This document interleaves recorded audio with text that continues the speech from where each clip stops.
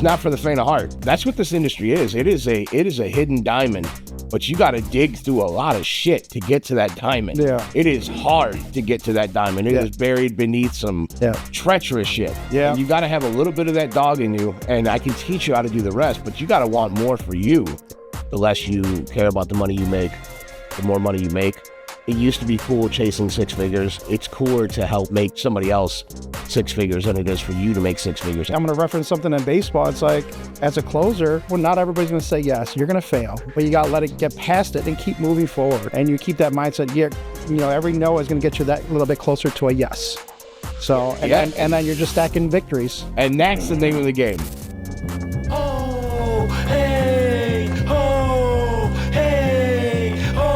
Now tuned in to the best roofing podcast in the world. The Roof Trollz. Here we go, here we go, here we go. Yeah. All right, here we are, baby. We're back. Thursday. Day before Friday and garbage day if you live in Valparaiso. That's how I remember my Thursdays, is garbage day. I am excited to be back in the podcast. Obviously, I love doing this, and I love having new guests every week. And Jimbo, I have worked with Jim for about 7 years. Jim is my guest this week. Jim, what do you do here at Romans? What is your role here at Romans? Right now, I took on the role of sales director, and I'm one of the managing partners as well. So a lot of tasks to be done, a lot of new things for me. I'm excited. It's been one hell of a ride, ups and downs, but I'm here to help and find solutions and for Romans and see if we can figure things out. And I'm excited to have you on here because a lot of people don't know you personally, and the ones that do know you personally, they know that you struggle to get in front of a camera. Yes. And you get extremely nervous. We shot a video here a few weeks ago. It was like a Ratatouille video. It was a little concept I created, but I thought you'd be perfect for the chef role. And when you went in there, oh man, it was. I'm a nervous wreck in front of the camera. I loved actually the movie was phenomenal. I still watch it whenever I see it come on. Love Ratatouille. Love it. My kids are older, and we still, they watch it as well. I watch it without my kid. Yeah. So I'm a nervous wreck, but this is way out of my comfort zone. But I'm here. I'm excited to share whatever. And that's what makes it so special, is because salespeople. At least good salespeople, it's all about stepping out of your comfort zone as well. So I know that I used to manage over the same team that you manage over now, minus a couple people. And that was always an emphasis for us, was to get out of your comfort zone. Stop doing what you're comfortable doing, because what you're comfortable doing is put you where you are. And if we're looking to get to that next level, and I hope that everybody here is looking to get to that next level, so you eventually are going to have to step out of the comfort zone. So what's that looked like for your sales team? Like, how are they doing? I mean, definitely stepping out of comfort zones is a big thing. And the people is like, hey, I'm going to stretch them, because they are used to being coached and they do things a certain way. I've been doing a lot of closings the last 3.5, 4 years, and I come with a different perspective, where they're going to have to stretch. Closings, you're referring to like the color pickouts. Yeah, so writing work contracts and discussing upgrades and all that technical stuff, identifying, pitfalls on a house and try to, turn an older home into a beautiful new home. Getting with the team and discussing, okay, you got to see it this way. Yeah, I understand. You may not understand all that stuff, but we're going to have to stretch, get in front of a customer, and go through it together, and I help them identify all that stuff, and it's exciting. A lot of guys are invested, and they're learning a lot. So we're going to keep pushing forward.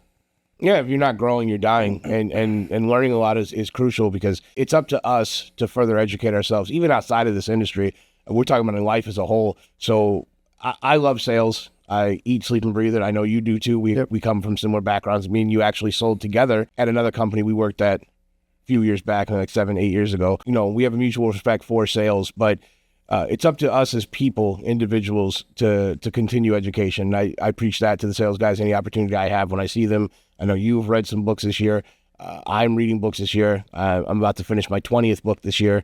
My goal was 25. And I told the sales guys, we get a lot of jokes and stuff made about that. But the reality of it is that we have to grow our minds. We have to continue to expand our knowledge. And we have to continue to apply everything we can in every facet of our lives, not just sales. And in turn, we become better at sales. We become better humans, better people. So I want you to talk about some of the things that we've done here at Romans. Like, what are some of the awesome trainings in an industry that really does lack training? Yeah. What are some of the awesome trainings that we've done for them in the past? And maybe we can give a little insight on some of the things we have going in the future. Yeah, definitely. So one of the things that we're doing on a week in and week out basis with the team, we spend an hour or two, every Tuesday discussing, what were our results and what led to successes in the field with the people. If they ended up getting they knocked a door and got a lead for 5 inspections. It's a victory. I mean, we celebrate all victories, whether it's an inspection or just having a good conversation with somebody. But every Tuesday, we're talking about, hey, insurance reports. We're talking about what was this work order, or what did it lead to, or how did we take care of this client? We're doing slideshows. We're showing, going through damages, how to inspect properties. And this is a week in and week out basis. And I tell everybody, it's like, yeah, you want to kind of really focus and learn, but don't just listen to me.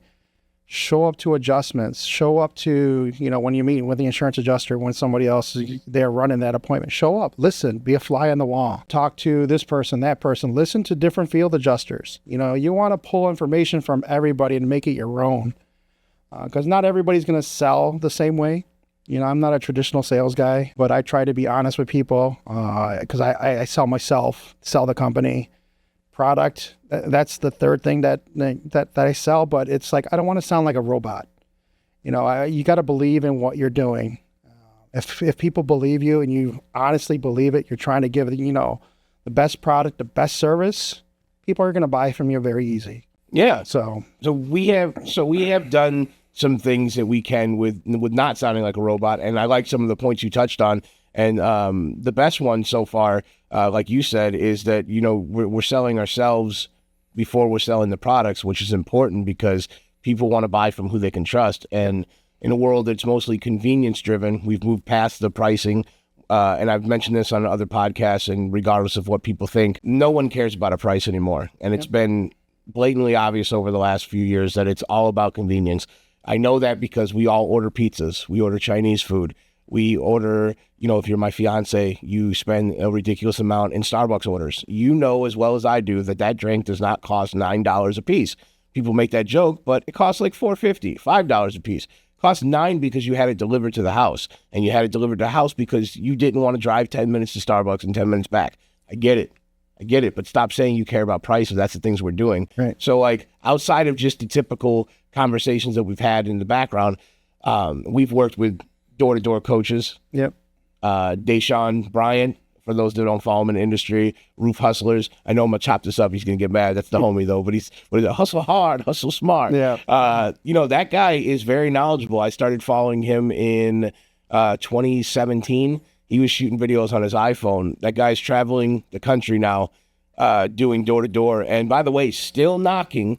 Yep. We're going to touch on that here soon, too, because that's something that drives me nuts. But he's still knocking doors, still out there making his thing. He doesn't do sales anymore. He's taken on a much better role for himself, honestly. He's a people person. He's teaching a lot of people around the country how to be better. And I know that some people will call that fluff, that he's always just teaching the same thing to everybody. So what? He's telling you to be human. He's not teaching you anything. You know what I'm saying? When he came out here, he's telling you to be genuine. And honestly, more people like him are what this industry lacks and needs, because those are the ones that are making all of us not sound like robots. And more important, we're bringing heart and passion to an industry that only cares about money and greed. Right. Let's bring some compassion, let's bring some empathy to this field and see what we could do with that. And I like that he's delivering on that. And we are in the Hustlers Academy. We are members of that. I solely believe in him. And like I said, he's one of the homies, and I'm going to back him 100% on anything he does.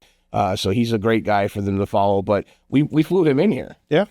For training. Yeah, I remember last year, I wasn't really in it with you guys, but he did come in, and I was there for a couple days when you guys had that in-house seminar, and you guys, I visited you guys in the field as well a little bit. From what I saw, he is phenomenal. But it's all about a mindset, going with a positive attitude. It's attitude, and if you go into it in a positive way, this job is easy.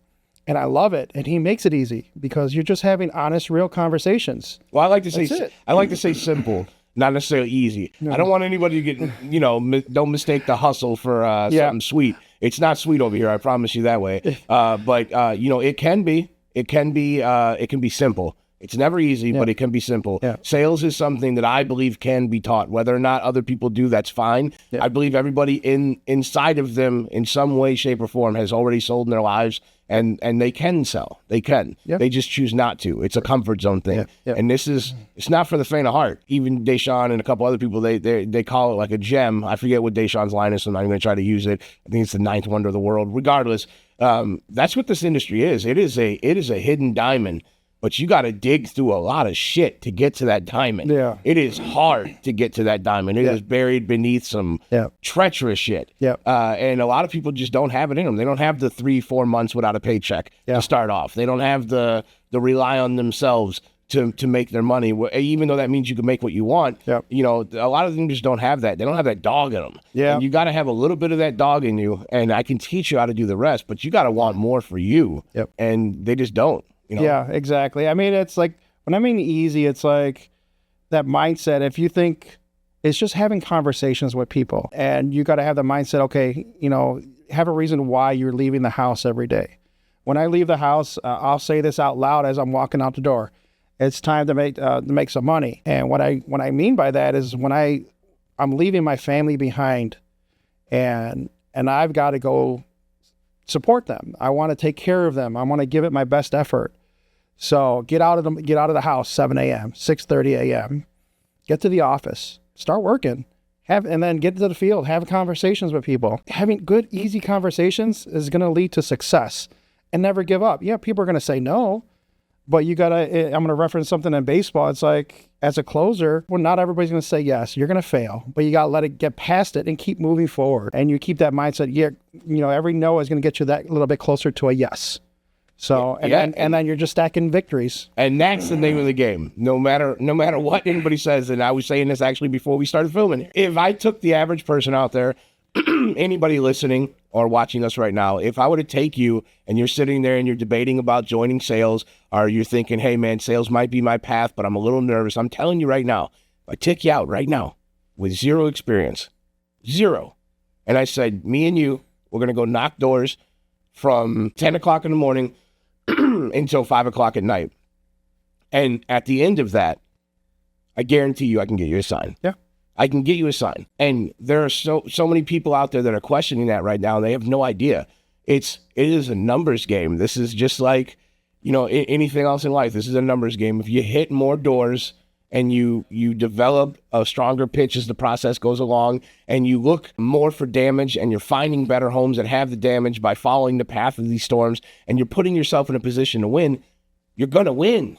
You're going to succeed. You have to seize the opportunities. But some of these sales reps, they're so talented. They're so talented, but they come in tainted by this industry because of the freedom. They have too much freedom at their fingertips. So what they're doing is they're going out and they're signing 2 and 3 signs, and that's great. And they're doing this daily. And they're ending the week with good numbers, and they're ending the year over $1 million, which, by the way, $1 million in this industry is no longer something you can brag about. No. That's not to downplay it, because you have to have some sort of hustle to get $1 million, but we're looking at average claims now of upwards of $20,000, $24,000 on an average. So when you're averaging something like that, $1 million doesn't seem, what it used to be. No. The average claim when I joined this industry was $12,000 to $15,000. You're selling $1.5 million then, $2 million. You were somebody to be reckoned with. Now you're coming in and you're selling $1 million, and it's mediocre. It's mediocre now. But that's not to take away from that. Again, like, you have to have some type of drive to do that. But my point is that you're coming in an industry and you guys are selling $1 million with half effort. What happens when you maximize your effort? Right. That's what I struggle with to get with some of the guys we have. We got a couple people on our team that you're a $2 million sales guy. That's it. You got to get out there. The drive. Yeah. Like, why are we going home at 2 signs at 2 o'clock in the afternoon? Why aren't we staying out later and hustling more? It's just, that's something that we have to deal with sales reps moving forward. And it's a huge hurdle when we're bringing in new talent. Right. It's something that you just don't want to go over. But I think a lot of the drive and a lot of the mindset has to do with the stuff that's being shoved down our throats on a consistent basis out there right now. So you know as well as I do some of these conventions that we've been to, some of the smaller ones. I know you haven't been to any of the. We're going to bring you to a larger one, though. Yeah, that's the goal. That's what you guys when keep are we telling going me. in January? Oh, was that Door-to-Door Con? Door-to-Door Con. Yeah. So Sam Taggart does Door-to-Door Con. If you guys don't know him, look him up. He has a whole university on closings and sales pitch and stuff. And he's one of the industry gurus, I guess. But he has this event, and it's a very good event. There's no branding whatsoever. There's no recruiting whatsoever, which I like that. It's sometimes it's good to get away from sales when we're away from this. But there's no recruiting of any sort. We're just going there to gain knowledge, and it's everybody who's in the door-to-door field, like everybody. I mean, solar, pest control, alarms, roofing, everybody. So we're all under one building. We're learning new things in the industry, learning new companies in the industry that we can work with and stuff, and that's great. But there are some things in this industry that it's lacking with the training. What type of struggles are you seeing, out there? I mean, the main thing for the guys, it's like you said, it's having that will basically to, start early, finish late, because they kind of settle, once they get a couple signs in. So that's the ever so in battle that we're trying to figure out, just like every company. But you got a few guys out there, even new. Some of our new people are phenomenal. They're out there early, 9 a.m., grinding, knocking doors, 10 a.m., staying out. Sun's coming down. It's dark, and they're still signing deals. So we got to find ways to inspire them, and it's good to be around when we go to Door Con to hear other people's mindsets, how they go about doing business on a day in and day out, the grind, essentially. I'm excited to see what we can learn. Back to pulling parts from different people so you can learn different things and make it your own. So and a lot of these guys are seeing people making money around them, and for whatever reason, they're just not believing. We can look at social media influencers and even roofing influencers on a big spectrum here. We can look at them and review each one individually. And I don't want to do that, but I will say as a whole concept behind social media, a lot of people are so behind, and they think so medieval when it comes to social media, when it comes to websites, when it comes to everything. 90% of purchases right now have to be done online. It's got to be pretty close to it. Let's just give them the benefit of the doubt and say 70. It's far over 50. Yeah. Like we're swaying into online purchasing only. I was on TikTok 2 weeks ago and I ordered sweaters. I ordered like a vintage Notre Dame sweater, and my fiance ordered her vintage Chicago Bears one. And I've bought numerous things off there, but the marketing is so impactful on TikTok, and I know I'm being sold, and I still just I gotta buy it. Like I still want it, you know. And just having a presence on social media is huge, and people are falling asleep on it. But then some of the stuff that's being shoved down our throats is poison too. Yeah, it really is. Like I'm watching some people that are giving advice on door-to-door knocking and sales in general, and they haven't sold anything or knocked a door since George Bush was in office. Yeah, like we're allowing these people to get on these platforms because of honestly, it has to be because of the platform they hold. It has to be because of the collaboration to get the notoriety. But some of these guys shouldn't be up there. I don't give a shit about someone who's already a millionaire and wants to tell me how he went from 50 million to 150 million by growing his company. Great, dude. I'd rather hear about the guy in Iowa who sold $1 million in year one and then managed to turn it into a $5 million company the following year. Like, what did that guy do? Let me hear some of those stories. Yeah. Or even better, let's get an Arkansas company in here that doesn't have access to the public adjusters, that solely relies on the relationship built with that client individually, that hired a brand new sales team, and they came in and they went from 1 million to year two at 3 million, and then year three you're at 17 million, and then they're at 40 million. Well, let's talk to them. Let's stop having the guys that everybody knows up there, and let's start getting other people in there. Yeah. People are writing books, and that's great, and that's impressive, and it's hard. That's something that takes dedication. Kudos to you guys for writing books. Also, that should tell you right there, if they got time to write 10 and 15 books, they're not selling, guys. Right. They're helping you. They're helping people grow internally, and I believe in that solely. But when we're going to these events and we're being put on these front rows and we're being shown people who are going to teach us how to change our lives, well, then let's see some people who are changing lives. Let's see people up there that are directly affecting our industry on a day in and day out basis. I want to hear about Bill in Iowa. I want to hear about Michelle in Arkansas. I want to hear about Cody in Colorado. You know, I want to hear about the people who are coming up that are doing it without the platforms and without the notoriety. Also, there's a lot of marketing people out there. Let me hear from some of them. There are people doing great things on TikTok, great things on Instagram that are helping our industry. A lot of people just don't have access to that. And it makes me wonder a lot of things, but limiting ourselves cannot be one of those things. Like, we cannot allow ourselves to just fall into the trap to believe that everything we're seeing is fake, because while it is a lot of fluff, and we can expose that later on and discuss it if you guys want to, but the reality is that those people still make money. Yeah. So whatever they're telling you has worked at some point in time in their lives. So I'm a big Gary Vaynerchuk fan, Gary V. A lot of people give me shit about that. I've been roasted for the beginning. And the truth is I know that a lot of stuff he says is fluff, but I started with him. That was what I got into when I first got into influencers. I didn't even know what they were. Him and Eric Thomas, which I still love Eric as well. But those guys, they do a good thing, and people shit on them. People will tell you that Gary Vee is all fake and all blah, blah, blah. Well, that's great, but at the end of the day, he still owns a $280 million company. Yeah. You know, how much fluff is involved in there? You still own, you still make a bunch of money. Sam Taggart hasn't knocked doors in a while. He still makes a good amount of money. Yeah. Deshaun knocks every weekend, but he travels the world training people. He makes a good amount of money. Grant Cardone, we see his videos. They make a good amount of money. These people that have 65, 70, $80 million companies, they make bread. None of us are saints. We're not doing this for free. But there has to be a point in time where some sales reps that are listening or maybe watching, there's got to be a point in time where you say, hey, man, I could do this too.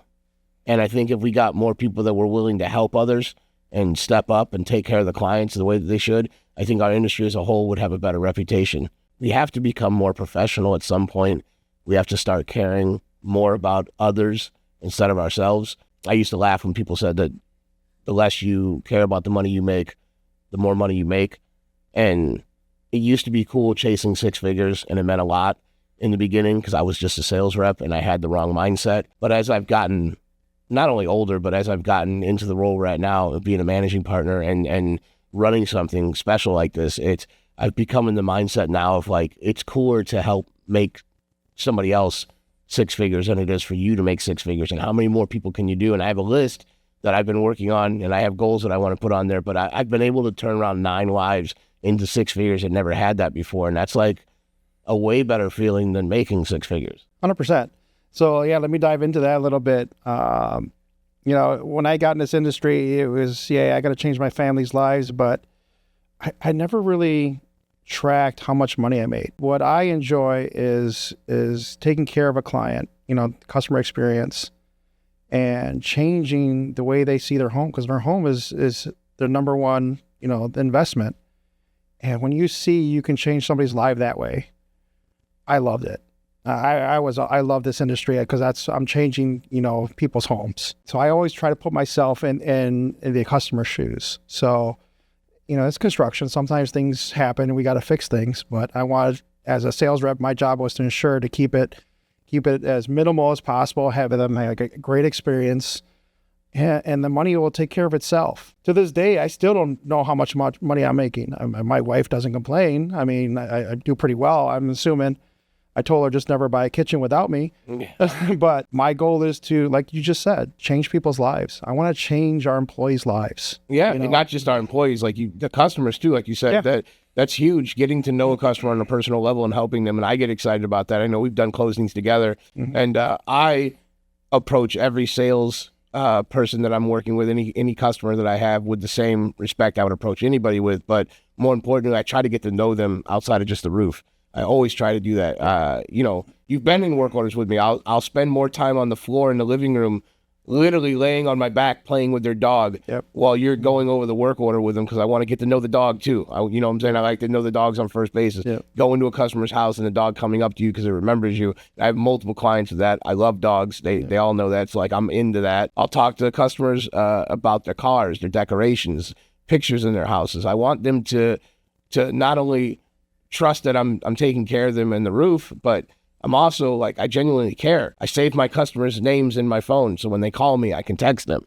They can text me or whatever. I know who they are. I don't have to answer the phone. Hello, and start a conversation hoping that I'll be able to discover who it is, along the way. And so many sales reps do that. If I can give you one word of advice as a sales rep here real quick, if you're not going to listen to anything else I'm saying to you, at least listen to this. And I got this advice in year 1 in sales and it changed my life.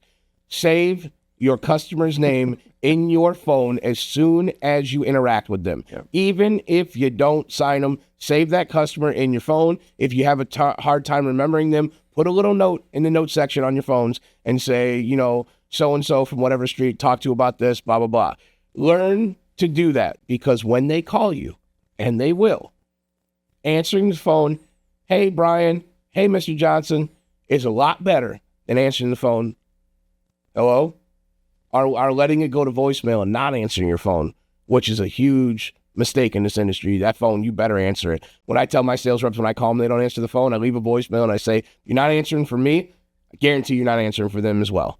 So that's the way I look at it. But save them in your phone, guys. It will save you headaches. It will make you look more professional. Those people then understand that it's more than a dollar sign. They actually have a name with you, and that's important. It's crucial. I put the dog's name inside my notes in my phone, so when I go to their house, I can look at it real quick if I don't remember. I usually do, though, because I love dogs. But that goes a long way. I get out of the house, hey, Miss Johnson, how are you? Oh, Bucky, hey, how you doing? Say hi to him. Nobody has a dog named Bucky, by the way. But just to say hi to them, it's like, dude, it helps you. And so many people, just simple things, man. Yeah. Simple things. And we just avoid doing them. But yeah, please save the phone. Save the number, guys. That's easy. Yeah. Yeah, just look, at least try to look professional if you're not going to be, and these events coming up here. We're ending the year. I'm going to RoofCon next week. The sales guys aren't with us. We're going to door-to-door con next year. They will be with us. You got IRE coming, CRCA. Got a lot of stuff coming up. Yep. So what are we going to do over the winter to prep these guys? And I guess for people listening in that think that a common misconception in this industry from friends, family, and everything, they think that our year ends in a month. They think that November means there's no more roofing, there's no more siding, the claims just shut off, everybody's done. Clearly, that is not how a business operates. So Can you dive into what type of trainings we're going to do over the winter and how sales never is done at that time? Yeah, we still knock doors in winter as well. I mean, even if it's 5 degrees, we're not getting on roofs. Nobody's allowed to get on a roof with any kind of moisture on the roof. It's not safe. But what are we blessed with here in the Midwest? We're blessed with a lot of aluminum siding. Siding. 100% guys are going to be coming in. Weather's bad. We're going to break down insurance reports, understanding the scope of loss. We're going to understand every component in the roof, every component in the siding, and how to essentially upsell, during work contracts as well. Planting seeds, have people understand that, hey, if you do this, this might be a good time to do, this other thing here. And we say upsell, and we say that like it's a bad thing. And I want people to understand that, we're still salesmen, guys. Come on. We're still salesmen. But when we upsell, what we mean by that is that we're going to present the customer with something a little bit better than what we have for our standard package. Correct. Upsell is like, we want to push you to a Malarkey shingle, SBS modified shingle. We want to push you guys to a level 4 impact shingle. And I don't care if people don't understand that or not, but like, you're in the Midwest. We're sitting here in Indiana, right outside of Chicago. The winds are insane. The hail, now we're in a tornado alley. Now Illinois is part of that. It's like shifted this way. So we saw some crazy weather this year. I don't even know how many tornadoes were in Illinois. It was absurd. Over 20. Yep. Check it out, guys. Look up the tornado activity in this area and how the weather has shifted, the weather patterns. It's getting wild out here. We got a lot of stuff to work on still. Oh yeah. So upsell in the industry. Yes, we were trying to increase the job, upgrades. We give opportunities when we're meeting with the client. Say, hey, you have aluminum siding. Here's, maybe we go to James Hardie board siding. Maybe we do LP siding, and we offer those options. And obviously, there's a price difference. So we figure out that pricing, but understanding that sale process. So homeowners that are listening in, or anybody else listening in, you guys got to understand that when this job comes in, these are all figurative numbers. So let's just say it's $20,000. We got a roof, we got siding. It's $20,000 being paid for. Roof's knocked out with 10. Again, figurative numbers, guys. Relax. Roof's knocked out with 10. Another 10 for the siding. But you could do Hardie board for $15,000 on the house. We can go to that homeowner now. We could say, hey, look, we're going to do it the way the insurance company's paying for it. We could do it whatever they prescribe in their scope of work is what we're going to do. That's what our job is. We take our marching orders from them. We got that 100%. But we have the capabilities of you upgrading to a much superior siding, much superior, for $5,000, what would normally cost $15,000, because the insurance company's paying $10,000 for the siding, and we're doing an equal or better product, so it is legal to do that, and we can upgrade that. So it's not really upselling, like we say, but we're getting you guys already a ridiculous rate on your roof and siding for just a deductible in most cases. But then you throw in the element of being able to essentially redo your home in much stronger material moving forward. That's a pretty good opportunity. So we like to roll that out. So I just wanted to correct the wording a little bit. My bad. He's a salesman at heart. I'm a He's salesman at heart. But yeah, I can't wait till a storm hits my house. So I've been dying for James Hardy board siding. So yeah, we're gonna do so much training over winter. We got time. Technology. I don't know if we have time to talk today about it, but drones. I mean, I've been flying a drone for 3 years. I am drone certified, and I'm excited to start helping the team. Certain people, individuals, to get to where they have their license and start using that, so we can limit people getting on roofs. And the drones draw so much attention. As a sales rep, you got to love when someone's out there flying a drone. All the neighbors want to be part of it. They want their house filmed. They want to check it out. Like, they just love the drone. And I think that's slept on too. That's something that probably a lot of people don't even look at. So I know that a lot of marketing people like Spark Raw, the people who work with us, they're awesome. I know a lot of them use drones. Drones are amazing tools for videos, and just it's kind of played out in our industry. Nobody gives a shit anymore about the drone video on the roofs, unless you do it well. Like, they got those videos where there's 30 dudes in the snow on the side of a roof they shouldn't be on to begin with, and they're just throwing nails in there with the guns hanging down on them. Those are cool videos. Yeah. People with those, keep those going. If you got a video like that, we're hanging off the ledge of a building 3 stories up, and these guys are hitting a nail gun that's hanging off their belt. That's dope. Yes, you need a drone for that, but people don't understand that drones are working in our industry far different than how you guys use them. People are out there making cool videos, following fireworks with them, chasing their kids around, strapping GoPros to dogs and flying above like a dog chaser. And it's great. It's great. We're using them to help homeowners actually be able to investigate the roof on a safer level for people. We're finding leaks. We're finding moisture exposures on roofs without even going up there. It's incredible what we're doing with drones. And I think that a lot of people they sleep on that part of this. They don't understand that. That's the way of the future. There's a company coming out now that you were recently talking about. Tell us a little bit about them. So RoofHawk AI is something that you can literally take a few photos from the drone and upload it to their link, and they can help basically identify hail damage on a roof. They're saying it's up to 90% accurate. So I'm excited to start learning about it, using it, and see how we can introduce it to our business. Imagine what you can do with technology like that. The sales guy in me just starts spinning right away, and I'm just thinking, what if you're doing a multiplex unit or a subdivision that's in a gated community and they're owned by one person, the homeowners association. You're in there and they're like, yeah, we want to look at all these. Imagine being able to fly a drone for a day, for an hour, to knock out 15 buildings, and then come back to them the following day or a couple days later with estimates across the board of what it would cost, or let them know, hey, you got some hail here, you got some hail here, maybe a couple buildings, this is what we could do with this one, whatever the case may be.